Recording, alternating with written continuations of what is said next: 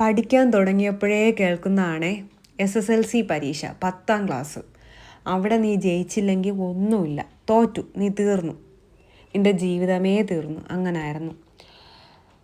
അങ്ങനെ 10ാം ക്ലാസ് ജയിച്ചു, നല്ല മാർക്കോടെ പാസ്സായേ. ഞാൻ എൻ്റെ ജീവിതം ജയിച്ചു എന്നായിരുന്നു മട്ട്. റിസൾട്ട് വന്നിട്ട് മൂടൂന്ന് ഇരിക്കാന്നുള്ള അതിനാവുന്നതിന് മുന്നേ തന്നെ തുടങ്ങി +2.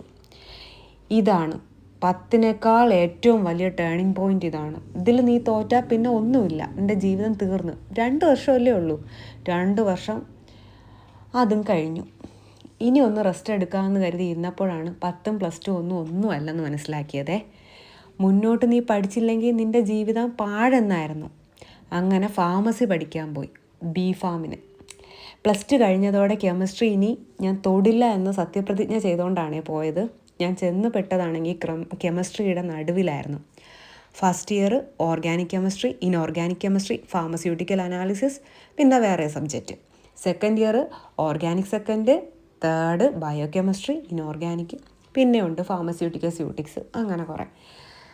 അയ്യോ, ഇത് കെമിസ്ട്രിയുടെ കാര്യം. ബാക്കി വേറെ. തേർഡ് ഇയറൊക്കെ പോയി അടുത്ത് ഫൈനൽ ഇയർ ആയപ്പോഴോ ഇതിൻ്റെ കൂടെ മെഡിസിനൽ കെമിസ്ട്രിയും കൂടെ. അങ്ങനെ ഇതിൻ്റെ ഇടയിൽ പിന്നെ ഉണ്ടായിരുന്ന ഒരു സാഹസിക കല്യാണം, കളവണം, അതെല്ലാം ഉണ്ടായിരുന്നു. അത് സെക്കൻഡ് ഇയറിലായിരുന്നു. അവിടുന്ന് ഓടി ഇവിടെ കുന്നിൻ്റെ മേലെ കോളേജിൽ, ഇവിടുന്ന് തിരിച്ചങ്ങോട്ട്, അങ്ങനെയൊക്കെ അതും കഴിഞ്ഞു. 4 വർഷത്തെ യുദ്ധം.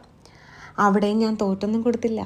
ഫസ്റ്റ് ക്ലാസ്സോടെ മെഡിസിനൽ കെമിസ്ട്രിക്കുണ്ടല്ലോ ഡിസ്റ്റിങ്ഷൻ വാങ്ങിയാണ് ഞാൻ പാസ്സായത്. കഥ ഇവിടം കൊണ്ടൊന്നും തീരുന്നില്ല കേട്ടോ.